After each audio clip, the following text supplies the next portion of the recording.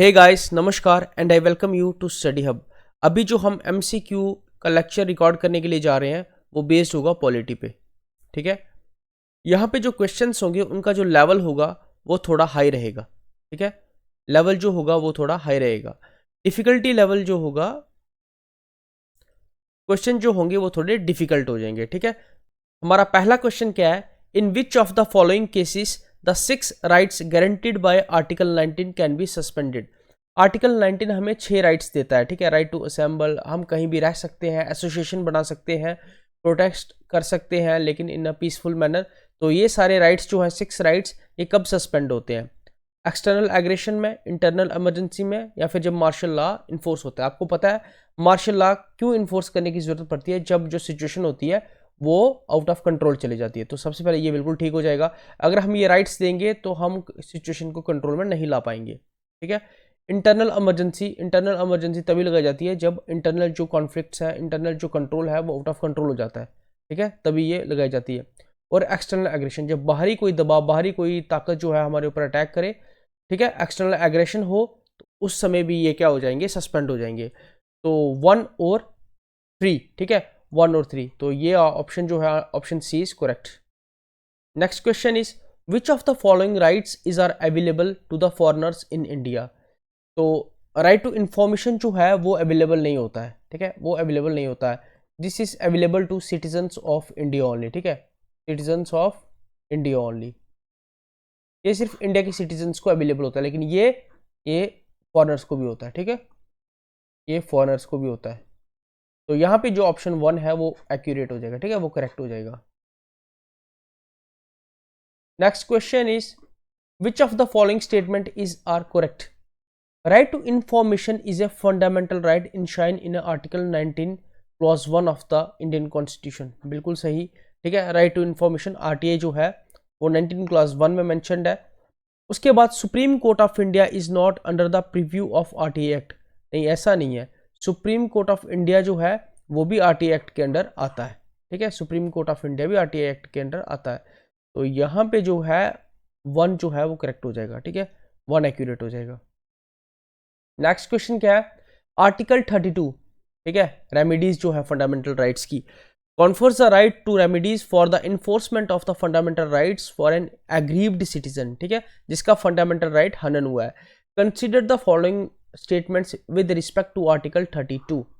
ठीक है, तो parliament can suspend this right, ये जो रिट का राइट है जो हमें मिला हुआ है ड्यूरिंग नेशनल इमरजेंसी, तो ये पार्लियामेंट नहीं करता, ये कौन करता है? प्रेसिडेंट सस्पेंड करता है। ठीक है, यहाँ पे प्रेसिडेंट आएगा, ये प्रेसिडेंट सस्पेंड करते हैं, पार्लियामेंट नहीं करता। तो पहला ऑप्शन रॉन्ग हो गया। दूसरा, only supreme court shall have the power to issue writs for the enforcement of any of the fundamental right. Supreme court नहीं, सुप्रीम कोर्ट करता है आर्टिकल 32 के अंडर और हाई कोर्ट करता है आर्टिकल 226 के अंडर। तो यहाँ पे दोनों करते हैं, तो ये दोनों स्टेटमेंट क्या होगी? करेक्ट नहीं होगी। ठीक है, तो इसमें हम ये डी कर देंगे। ठीक है, कोई भी स्टेटमेंट करेक्ट नहीं है। Next question is the directive principles were made non justiciable and legally non enforceable because. देखो, जब डायरेक्टिव प्रिंसिपल्स क्या होते हैं, ये स्टेट को बताते हैं कि आपको क्या करना चाहिए जिससे स्टेट में वेलफेयर आ सके। ठीक है, welfare of citizens of state जो है वो हो सके, आपको क्या करना है। तो वेलफेयर कैसे होगा? वेलफेयर होगा जब स्टेट के पास रिसोर्सेज होंगे, इक्वली रिसोर्सेज को बांटने के लिए।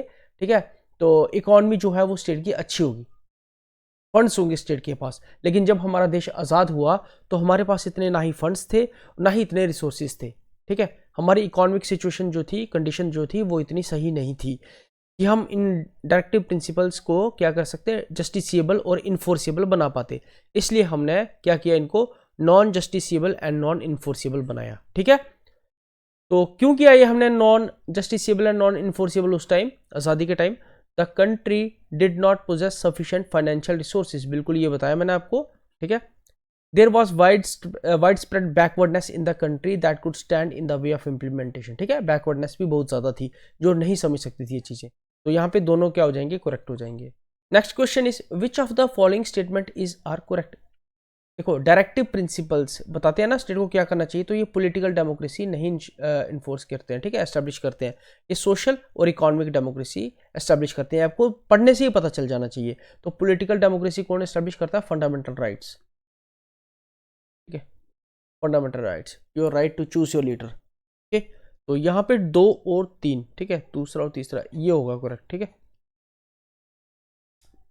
Next question is which of the following is are federal feature of our constitution. Federal feature, सबसे पहले तो हमने फेडरेशन कहाँ से लिया हुआ है, फेडरेशन लिया हुआ है हमने कनाडा से। ठीक है, कनाडा से क्या लिया, फेडरेशन। फंडामेंटल राइट्स कहाँ से लिए हुए हैं, यूएसए से। यूएसए में क्या बोलते हैं इनको, bill of rights, bill of rights. यहाँ पे क्या बोलते हैं हमारे यहाँ पे, फंडामेंटल राइट्स। तो सुप्रीमेसी ऑफ कॉन्स्टिट्यूशन बिल्कुल है जी, क्यों नहीं है। ठीक है, उसके बाद क्या है, यहाँ पे रिजिड कॉन्स्टिट्यूशन भी है और इंडिपेंडेंट जुडिशरी भी है। तो ये तीनों जो होंगे वो ठीक हो जाएंगे। Option D is correct. Next question क्या है, which of the following statement are true about centre state relations. देखो, during the proclamation of emergency, ये 2 कंडीशंस दी है, इन कंडीशन के अनुसार बताना हमें सेंटर स्टेट रिलेशन में क्या फर्क होता है। ठीक है, और क्या फर्क आ जाते हैं। ठीक है, क्या ट्रू है। During the proclamation of emergency, article 352 के अंडर, ठीक है, नेशनल इमरजेंसी, तो centre can give direction to a state और ऑन एनी मैटर। यस, बिल्कुल ठीक है, इमरजेंसी होती है पूरे देश में लगी हुई, तो सेंटर क्या करता है, स्टेट को दिशाएं दे सकता है कि आपको क्या करना है क्या नहीं करना है।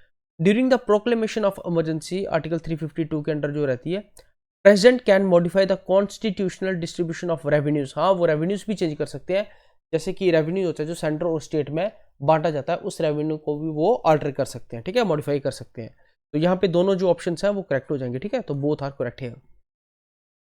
Next is which of the following statements are correct? The chairman and members of PSC, ठीक है, public service commission, are appointed by the governor. लेकिन रिमूव कौन करता है, प्रेसिडेंट रिमूव करता है। बिल्कुल ठीक है। ठीक है, और यहाँ पे भी जो स्टेट इलेक्शन कमीशन होता है उसको अपॉइंट करता है गवर्नर, लेकिन प्रेसिडेंट इसको रिमूव करता है। ठीक है, रिमूवल का जो प्रोसेस है वो प्रेसिडेंट करता है, लेकिन अपॉइंटमेंट की गवर्नर करता है। तो यहाँ पे बोथ जो है वो करेक्ट हो जाएगा। The next question is which of the following statement is correct with regard to the proclamation of emergency। देखो, emergency का proclamation के लिए आर्टिकल 352 के अंडर क्या होता है, resolution approving and disapproving the proclamation of emergency is to be passed either house of the parliament by a special majority। ये disapproving है ना, जो ये सिर्फ लोकसभा में हो पाती। ठीक है, तो ये सीधा रॉन्ग हो गया। resolution approving and disapproving the proclamation of emergency is to be passed by either house of the parliament by simple majority. मैंने आपको बता दिया कि ये सिर्फ डिसअप्रूविंग लोकसभा में होती है, आइदर हाउस का मतलब ही नहीं है। Resolution disapproving the proclamation of the emergency is to be passed by either house of by simple majority. तो यहाँ पे भी ये गलत है, तो यहाँ पे नन ऑफ दीज आ गया। अब इसका सही आंसर क्या है, जो अप्रूवल होता है ना वो लोकसभा और राज्यसभा दोनों देती है। ठीक है, स्पेशल मेजॉरिटी से। लेकिन जो रिमूवल होता है ना ये अप्रूवल है, लेकिन जो रिमूवल होता है वो सिर्फ लोकसभा में लिया जाता है सिंपल मेजॉरिटी से। ठीक है, सिंपल, ये special majority. Next is which of the following situation are correct with regard to the proclamation of financial emergency under article 360। तो यहाँ पे फर्स्ट क्या है option, it can be extend to an indefinite period with an approval of the parliament for every 6 months। It is for national emergency. ठीक है, I think so. The resolution approving the proclamation of financial emergency is to be passed by either house of the parliament by simple majority। हाँ, ये ठीक है भैया। The president issue direction for reduction of salaries and allowances। ठीक है, जब financial emergency लगी होती है तो प्रेसिडेंट क्या कर सकते हैं, सैलरीज और अलाउंसेस भी कम कर सकते हैं सुप्रीम कोर्ट और हाई कोर्ट के जजेस। ठीक है, और भी जो ऑफिसर्स हैं गवर्नमेंट एम्प्लॉयज़ की भी हो सकती हैं अगर जो कंडीशंस हैं काफ़ी ज़्यादा ख़राब हो जाए। तो यहाँ पे दूसरा और तीसरा जो है वो ठीक है। The electoral college for president election consist of. देखो, प्रेसिडेंट की इलेक्शन में कौन भाग लेता है, मैं ऑप्शन नहीं पढ़ूंगा, सबसे पहले आपको बता देता हूँ, आपको पता होना चाहिए। स्टेट के इलेक्टेड मेंबर्स जो कि एमएलएज होते हैं वो भाग लेते हैं। PARLIA पार्लियामेंट भाग लेती है। ठीक है, लोकसभा प्लस राज्यसभा। और यूटी कौन सी, दिल्ली प्लस पौंडीचेरी की। ठीक है, पौंडीचेरी की। तो ये जो है वो भाग लेते हैं। तो अब आप यहाँ पे देख लीजिए कि क्या हुआ। ठीक है, elected member of both the houses of the parliament, हाँ ये तो ठीक है। Elected members of the legislative assemblies, ये भी ठीक है। Elected members of all union territories, तो ये नहीं होता ऑल, दिल्ली एंड पौंडीचेरी। तो 1 and 2 इज करेक्ट। ठीक है, 1 और 2 ठीक है। Next question is the vice president can be removed from office before the completion of his term in which of the following manner, इनमें से कौन सा मैनर जो है वो वाइस प्रेसिडेंट को रिमूवल के लिए यूज़ किया जाता है। ठीक है, तो जो स्पीकर है वो लोकसभा में रहता है और जो वाइस प्रेसिडेंट बोल सकते हो या चेयरमैन बोल सकते हो वो राज्यसभा में रहता है। इनको हटाने के लिए इनके खिलाफ रेजोल्यूशन इनके ही रिस्पेक्टिव हाउस में इंट्रोड्यूस किया जाता है। स्पीकर को हटाने के लिए जो रेजोल्यूशन है वो लोकसभा में इंट्रोड्यूस किया जाएगा और वाइस प्रेसिडेंट या चेयरमैन को हटाने के लिए राज्यसभा में जो है रेजोल्यूशन इंट्रोड्यूस किया जाएगा। ठीक है, तो ऑप्शंस पे आ जाते हैं। He she can be impeached in a similar manner as president, नहीं। A resolution of Rajya Sabha passed by special majority and agreed by the Lok Sabha, तो यहाँ पे ठीक है, ये कुछ हद तक ठीक है, लेकिन यहाँ पे स्पेशल नहीं, ये एब्सोल्यूट मेजोरिटी है। ठीक है, एब्सोल्यूट मेजोरिटी है। तो आप देखेंगे यहाँ पे एब्सोल्यूट मेजोरिटी से जहाँ राज्यसभा में पास होगा वो ठीक होगा। Resolution of Rajya Sabha passed by simple majority, नहीं। Resolution of Rajya Sabha passed by absolute majority and agreed to by the Lok Sabha, ठीक है, तो ये यहाँ पे एक्यूरेट हो जाएगा, ऑप्शन डी इज करेक्ट। ठीक है, जो राज्यसभा में जो इंट्रोड्यूस होगा रेजोल्यूशन वो क्या होगा, वो पास होना चाहिए राज्यसभा में एब्सोल्यूट मेजोरिटी से, और लोकसभा में सिंपल मेजोरिटी से भी चलेगा। Next question is the representatives of states and UTs in the Rajya Sabha are elected by, जो स्टेट के रिप्रेजेंटेटिव्स होते हैं एंड यूटीज के राज्यसभा में कैसे इलेक्ट होते हैं, आपको बताया था कल भी, ये इनडायरेक्ट इलेक्ट होते हैं। अभी मैं इतना ही बताऊंगा, इधर देख लो कैसे होते हैं। The members of the state legislative assembly only तो नहीं होते हैं भैया, और भी होते हैं। ठीक है, the elected members of the state legislative assembly only, ये भी होते हैं और भी होते हैं। तो ठीक है, यहाँ पे इलेक्टेड मेंबर्स है, यहाँ पे नहीं है, तो इसको हम क्रॉस कर देंगे। The system of proportional representation by single transferable vote, तो ये भी ठीक है। The system of proportional representation bye list, नहीं। तो दूसरा और तीसरा, तो सी ऑप्शन जो है यहाँ पे ठीक है, ये करेक्ट है। ठीक है, एक तो ये क्या होते हैं, वो स्टेट से ही चुने जाते हैं, स्टेट और यूटी से चुने जाते हैं। दूसरा क्या होता है, सिंगल ट्रांसफरेबल वोट से चुने जाते हैं। Next question very important, which of the following statement are correct, if a MLA is elected to be MP his seat in parliament becomes vacant if he does not resign his seat in the state legislature within 14 days, 14 दिन के अंदर अंदर अगर वो अपने state legislature जो MLA की seat है वहां से रिजाइन नहीं देगा तो उसकी एमपी की सीट भी खाली रहेगी। ठीक है, अगर एक स्टेट का एमएलए एमपी चुना जाता है तो उसको अपनी स्टेट की सीट जो है एमएलए की वहां से उसको रिजाइन देना है, अगर नहीं देगा तो उसकी जो एमपी की सीट है वो वेकेंट ही रहेगी। नेक्स्ट ऑप्शन क्या कहता है, अगर एक पर्सन को, ठीक है, 2 सीट्स मिल जाती हैं, ठीक है, elected to 2 seats in a house, ठीक है, 2 सीट्स मिल जाते हैं, मतलब 2 जगह से लड़ रहा है वो, तो वो दोनों से जीत गया। ठीक है, तो 2 सीटें होगी उसकी, 2 सीटें होगी, तो उसको 1 सीट से क्या करना है, रिजाइन कर देना है। ठीक है, he should exercise his option for 1, ठीक है, अदरवाइज नहीं तो उसकी दोनों सीटें जो होगी वो वेकेंट हो जाएंगी। ठीक है, तो उसको इसमें से एक रखनी है, तो अगर लालच करेगा तो दोनों जाएंगी, ऐसे तो एक रहेगी।